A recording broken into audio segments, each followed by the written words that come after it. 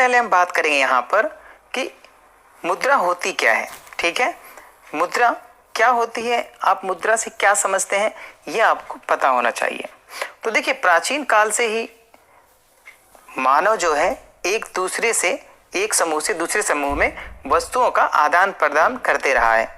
वो बात अलग है कि प्राचीन काल में मुद्रा का कोई अस्तित्व तो नहीं था, वो उसकी जगह वस्तुओं का आदान प्रदान करता था, वस्तु विनिमय करता था। ठीक है, मुद्रा की परिभाषा बहुत ही सिंपल और सरल है कि मुद्रा विनिमय का उभयनिष्ठ माध्यम है।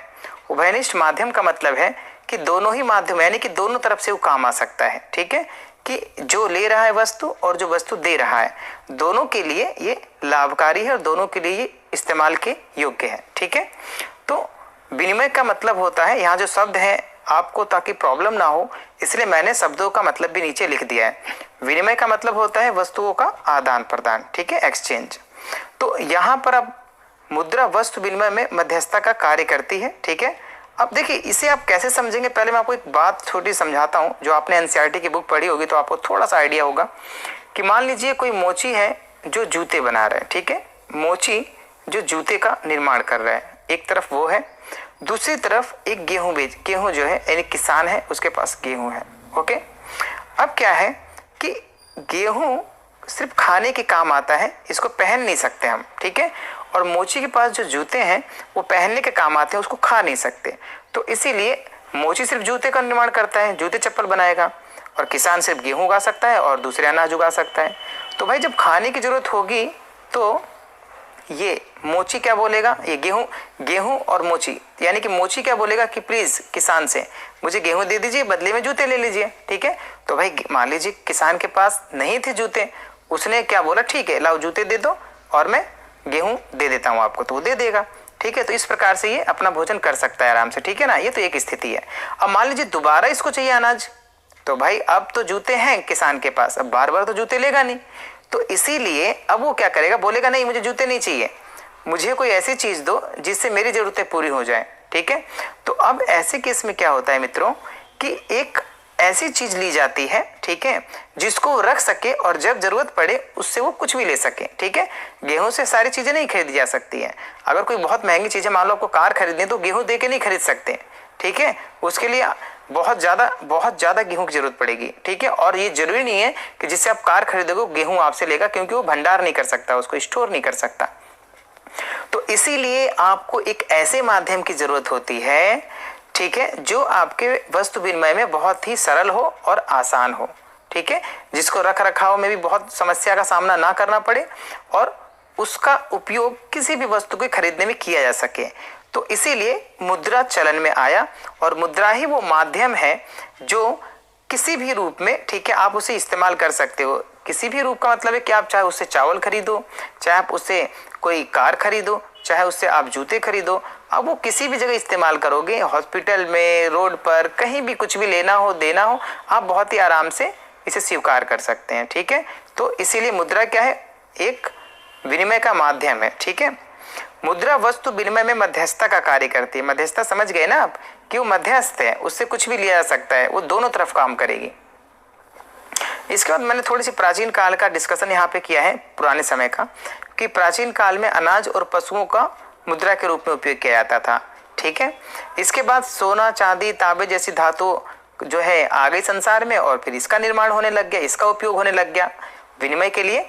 इन धातुओं का, सोने का, चांदी का, तांबे का उपयोग किया जाने लगा। ओके, इसके साथ बात आती है, एक शब्द आता है करेंसी। ठीक है, कि करेंसी किसे कहते हैं। ठीक है ना, अब करेंसी क्या है भाई, तो करेंसी देखिए मुद्रा का एक रूप होता है। ठीक है, करेंसी कोई ऐसी चीज नहीं है कि मतलब कुछ इससे कर सके आप। ठीक है, तो इसका अपना कोई इस्तेमाल नहीं होता, इसको समझ लीजिए। इस शब्द क्या कहता है आपको, इसका अपना कोई इस्तेमाल नहीं होता। इसका मतलब ये है कि करेंसी खुद यूज नहीं हो सकती। खुद का मतलब जैसे अगर हमने जूते लिए तो भाई जूते का उपयोग है, जूते पहन सकते हो, उसका यूज है। ठीक है, नोट को, करेंसी को आप पहन नहीं सकते।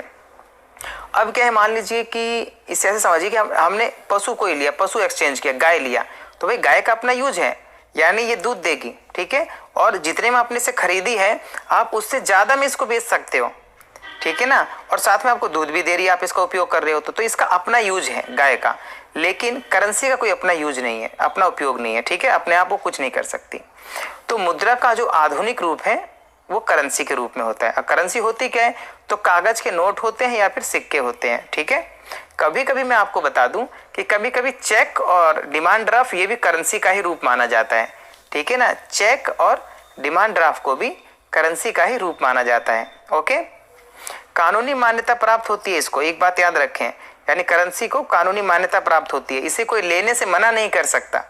विनिमय के लिए सरकार के द्वारा अधिकृत होती है, यानी कि वस्तुओं के खरीद के लिए, आदान प्रदान के लिए ये अधिकृत है, यानी कि सरकार से मान्यता प्राप्त है, इसको कोई इनकार नहीं कर सकता, ठीक है। तो ये तो थे करेंसी के रूप और इसकी विशेषता, ठीक है।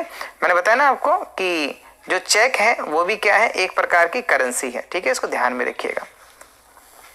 तो करेंसी क्या थी पता चल गया आपको।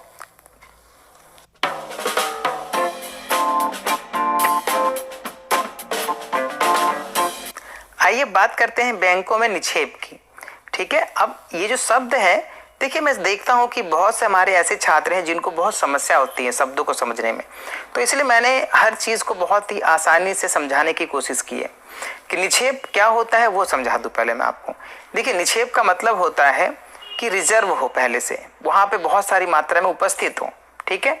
जैसे अगर हम कहें कि भाई रेत कहाँ मिलेगी, तो रेत मिलेगी समुद्र किनारे, तो वहाँ पे निक्षेप है, यानी समुद्र किनारे रेत बहुत सारी है, जब यूज करनी हो उठा के ले आओ थोड़ी सी, या नदी के किनारे उठा के ले आइए, जो बालू होती है रेत होती है, ठीक है।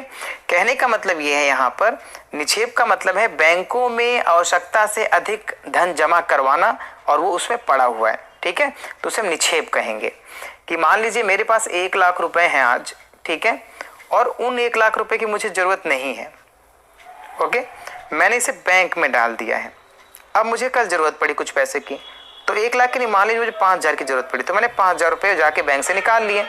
बाकी जो बचे हुए हैं वो निक्षेप के रूप में पड़े हुए हैं, यानी जब मुझे जरूरत होगी तब मैं निकाल लूंगा, और नहीं तो वैसे ही पड़े रहेंगे उसमें, ठीक है। तो बैंकों के पास ऐसे बहुत से लोगों के पैसे होते हैं, तो उन सबको मिलाकर निक्षेप कहा जाता है, ठीक है। आइए थोड़ी इस पर और चर्चा करते हैं। अब निक्षेप पर क्या होता है कि निक्षेप पर सूद, ब्याज मिलता है। क्या मिलता है? ब्याज मिलता है। अगर आपने बैंक में पैसे जमा कर रखे हैं तो आपको ब्याज मिलेगा उस पर, यानी कि आपको कुछ ना कुछ पैसा बैंक देगा। अब यहाँ पर एक शब्द है, उसको बाद में समझते हैं, पर यहाँ समझते हैं। आवश्यकता से अधिक धन बैंक में जमा करते हैं हम लोग, जितनी में आवश्यकता होती है उससे ज़्यादा जमा रहता है, और ज़रूरत पड़ने पर हम उसको निकाल सकते हैं, ठीक है। मैंने पहले बता दिया था आपको ये पॉइंट कि चेक भी करेंसी का ही एक रूप है और चेक भी मुद्रा के रूप में कार्य करती है, ठीक है। तो ये मैं आपको बता चुका हूँ। तो देखिए आवश्यकता से अधिक जो होता है वो धन उसमें पड़ा रहता है, उसी को हम निक्षेप कहते हैं। अब जो धन हम निकालते हैं ना, जो हमें ज़रूरत पड़ी, जैसे मैंने आपको समझाया कि मान लीजिए मुझे 5,000 रुपये की ज़रूरत पड़ी और मैंने 5,000 रुपये निकाले, ठीक है, तो ये कहलाएगा मांग जमा। ओके, तो मांग जमा क्या है कि बैंक खातों में जमा धन को मांग के जरिए निकाला जा सकता है, और इसीलिए इसे मांग जमा कहते हैं, ठीक है, कि जब चाहे तब आप मांग कर बैंक से, ठीक है, निकाल सकते हैं। इसी को कहा जाता है मांग जमा।